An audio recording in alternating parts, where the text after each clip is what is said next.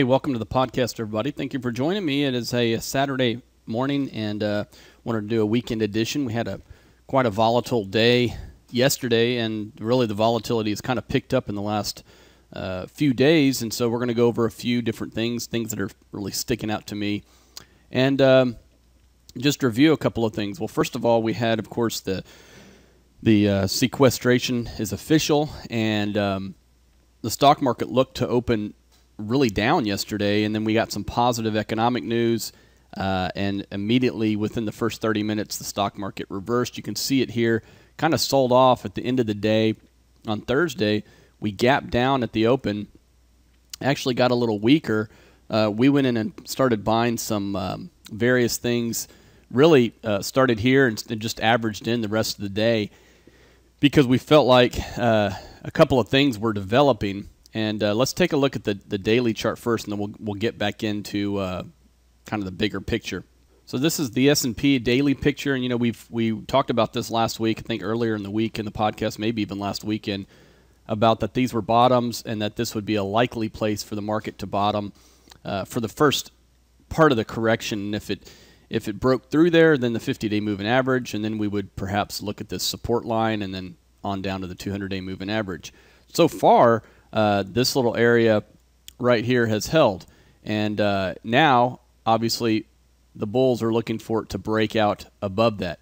But this is really the chart that I point you to, and we talked about it in a previous podcast about this is the hourly chart, and so each bar on here is 1 hour. So this goes back all the way, really almost the whole year, but this is hourly, and as you can see, I mean, we were in this little downtrend. We got to the top of it, thought perhaps we would roll over, and we didn't. We actually went through, then we came back down.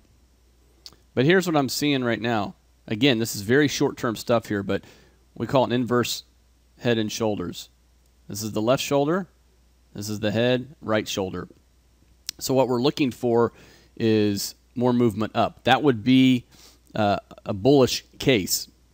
But there's no doubt we're seeing this tug of war back and forth now in the last few days. Again, that's something that's different now than what we have seen, really since 2012.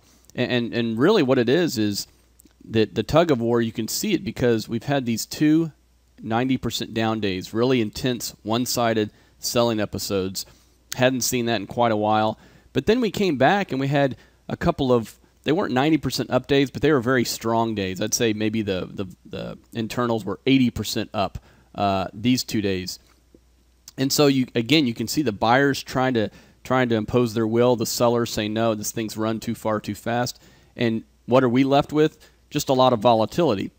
This is the volatility index, and we know at the end of the year, I think coming into a possible, the fiscal cliff, volatility really spiked up. As I think a lot of people were just buying protection. What if, we don't get a deal, which we knew we weren't going to get. We talked about that here, but a deal came a few days later, essentially. And then once that happened and the stock market started to run, volatility just went straight down. It got to really a low point, almost 12 on the volatility. And then the last few days, you've seen it kind of spike up here. Had a huge day, I guess it was Monday. And then we almost have given it all back. But the bottom line is we're seeing prices gyrate back and forth on stocks. The obvious question is, what are we supposed to do about it? And the first thing is, I think we don't assume anything. We don't assume this market's going higher just because it held that support. We also don't assume it's going lower just because it's been running. That's one of the biggest mistakes, is because it's gone up, surely it has to come back down.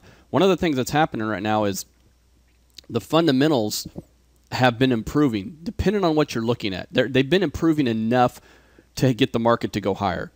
Now, for those of you out there listening, watching, going, what are you talking about? We got all the debt.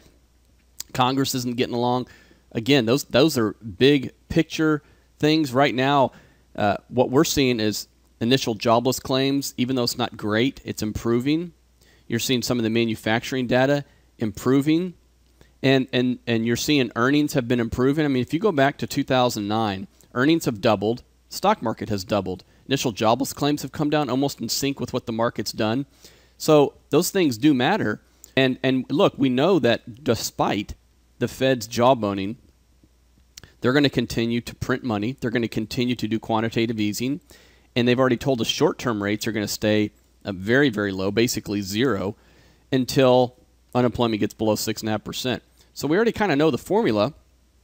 And again, despite some people saying on the Fed in the minutes they're concerned about it, we should ease off on it, which in the long run would be a good thing, it's not happening. And so I think from the investors' standpoint, again, the Wall Street, they see free money, low interest rates as far as the eye can see, and they see the fundamental backdrop improving ever so slightly. And that ever so slightly improvement is enough to justify stocks going higher.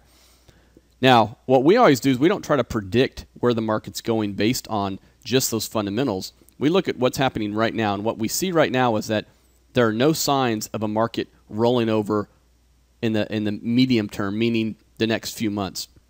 What we could see, though, is we could see a correction that's developing right now because we did have those 90% down days, and we could see a correction that lasts a few weeks. And what would that be? Would that be 5, 10%?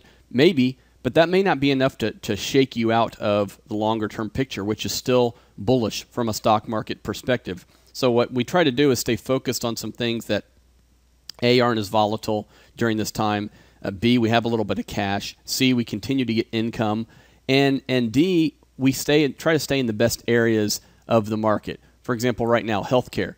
That's an area we're in that is very, very strong. Looks like it's about to almost it's at a 4-year high, about to break out here. It looks like to the upside, but this is based on a sector that is low volatility and has been performing very well. We're seeing a lot of funds flow into it.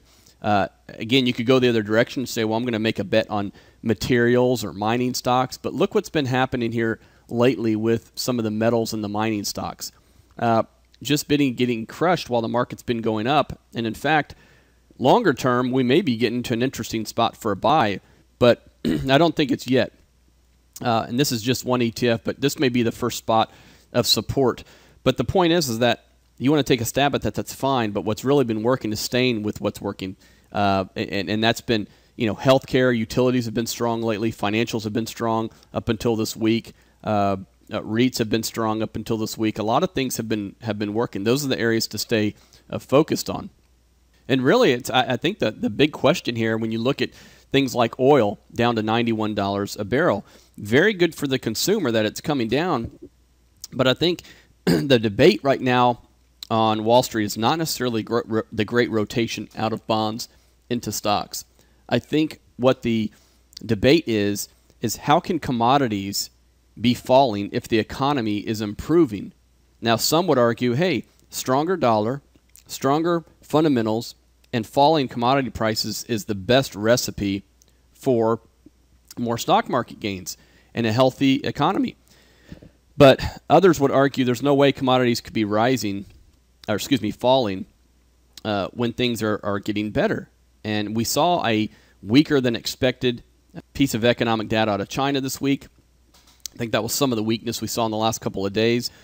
But overall, this is something that's going to have to play out. So for right now, staying invested but avoiding some of the heavy commodity areas is the way we're kind of playing it. But if you look at oil, and this is a daily picture, what you're seeing is the first support's going to be somewhere around $89 right here. And if it bounces from there, fine. And if you want to take a stab at some, energy companies that are highly levered to oil, that would probably be the first place with a stop. Now, this is a picture of oil, weekly picture. It's the red and green line going all the way back to mid-2010. And then we've got the S&P on top of it. And, the thing that sticks out, I guess, is the divergence that we're starting to see between oil and stocks right in here. So, again, going back, look at this. This is pretty correlated stuff here. These gyrations are very correlated. And now we have this. So what's happening is either this is going to continue to go up and oil is going to bottom and follow it, or this is going to come down and catch up to it. That's just what happens to correlations over the long run, is that, yes, they may break down for some reason, but generally when you go back in history and see things are correlated and then they break down, one of them has to come up or the other one has to come down. And I think that's what we're going to see with with oil. And if the economy truly is getting stronger, you'll see oil rebound. So watch the $89 level on oil to see if it bounces. Now here's the Treasury bonds. So interest rates falling would mean this exchange-traded fund, which is invested in bonds, is rising. And we talked about it last week, this kind of breakout here in the last few days. You can see it broke out, pulled back a little bit. And the thing that has bulls concerned is that even though the stock market has been rising lately, when it was rising pretty strongly, interest rates were going up also. And so bonds were going down, stocks were going up. That was the big rotation people were talking about, the great rotation. But now what you're seeing in the last few days is you're seeing the stock market kind of bounce around. But even on up days like yesterday, which the Dow Jones was up 35 points, the NASDAQ was up 9, the S&P was up 3.5, all about 0.25%. Not a big day, but Treasury bonds were also up. So they're not moving opposite anymore. They're moving with the market. And so you're not seeing that kind of completely risk-on mentality. A lot of people will look at things like various types of bonds versus the stock market, and you're not seeing money come out of those safe areas and pile into stocks. So again, this tug of war has begun, and that's why I think there's a reasonable chance that we will get some type of a correction here that could last, again, perhaps a couple of weeks. That may even scare some people, like back in September, October, enough to say, hey, I'm getting out of this thing. But I think we should still be focused on the medium term the next few months because, again, from an internal standpoint, we don't see anything that's causing this market to going to cause this market to completely roll over just from the way investors are behaving. You can argue the fundamentals, pros and cons, and I won't disagree with you at all because there's plenty of negative to go around. But again, my job is to say what is the market doing, what are investors doing, where's the money flowing, and what I'm seeing is there's a reluctancy to sell in the medium term. And before I let you go here, we'll take a look at gold. Gold, of course, has been falling, continues to fall. Again, the bulls would argue that that's a great thing because the dollar's strengthening and the stock market's going up, the economy's getting better. So that's what the bullish side of gold going down looks like. This is the first area of support. Again, on GLD would be somewhere around the 150 level. And, it's been riding this 50-day moving average down, which is going to continue in this kind of pattern here. So what we'd look for is the first kind of breakout here, and if it can go above it, then you may have something there. But this has been affecting, of course, we showed you the metals and mining earlier. The gold mining stocks have been getting just crushed, and you can see that. So this is a time where you're really seeing that if you own gold, you're losing a little bit of money. It's kind of over the long run has been kind of a zero correlation to the stock market. So again, as I've mentioned before, it has a place in the portfolio, and right now I have a light allocation to it. But if you're somebody that owns the miners, this is kind of the end of the tail on the dog. It's the thing that gets hit the hardest when it goes down, and on the flip side, when gold goes up, the gold miners are going to go up probably twice as fast. So if we see a bounce, the gold miners is going to be the place to be, not necessarily gold itself if you're looking for a trade. And if you want to get real crazy, you go to the junior miners, which may even move 3 times as much as gold. And so those have really been beaten up, gone from about $25, $25.50 down to $15 just since the fall. And so again, what we'll start looking for is, now that we're getting extremely oversold here, we would be looking for some type of bounce. But again, I warn you that the bounce could take you up for a very nice trade, but may not be the place to be longer term in the miners and especially the junior miners. All right, guys, thanks for joining me. Have a great rest of the weekend, and we'll talk to you next week.